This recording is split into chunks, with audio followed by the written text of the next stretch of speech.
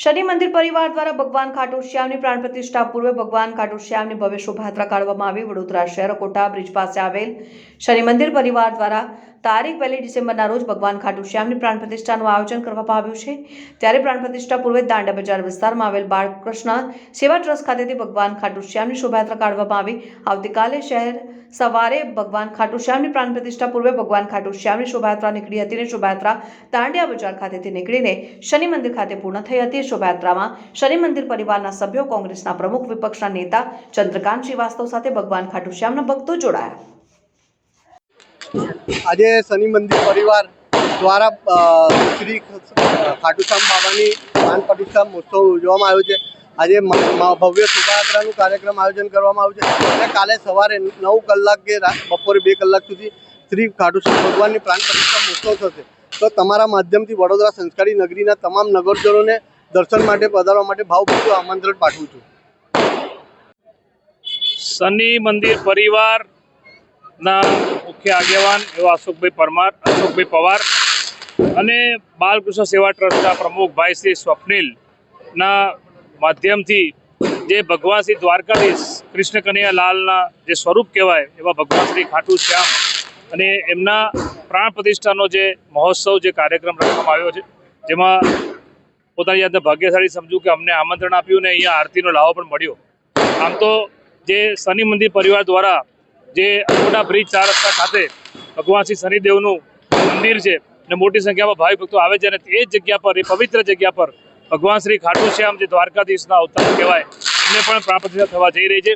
ત્યારે તમામ શહેરીજનોને ભગવાનના ખાટુ શ્યામ ભગવાનના આશીર્વાદ મળશે, બધાને દર્શનનો લાવો પણ મળશે અને આવું જે ભગીરથ કાર્ય એમણે કર્યું છે, ભગવાન દ્વારકાધીશ હંમેશા એમને પ્રેરણા આપતા રહે અને આવા સેવા કાર્ય, ભગીરથ કાર્ય કરતા રહે એ શુભેચ્છા આપણે પાઠવું છું। અશોક પવાર અને સ્વપ્નિલ એમનો બાલકૃષ્ણ સેવા ટ્રસ્ટ।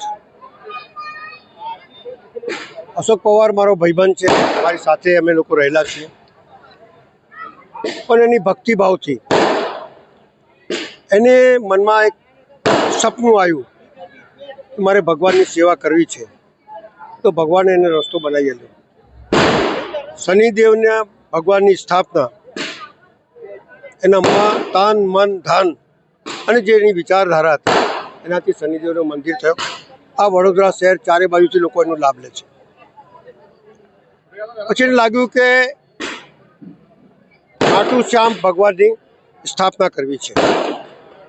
ભગવાનના મંદિર આમ જ નથી ઊભા થતા, જ્યાં સુધી મક્કમ નિર્ણય ના હોય, જ્યાં સુધી ભગવાનનો આદેશ ના હોય, ત્યાં સુધી આવા મંદિર ઊભા નથી થતા। ભગવાનની પ્રેરણા, શક્તિ બધું લાગ્યું અને એને ખાટુ શ્યામ ભગવાનની સ્થાપના કરવાનું પ્રસ્થાન કરી રહ્યા છે। આ સ્થાપના, આ બંને મંદિરની સ્થાપના એ વર્ષો સુધી ચાલશે અને વર્ષો સુધી ચાલશે, એના આશીર્વાદ બી લોકોને, વડોદરા શહેરના લોકોને મળશે।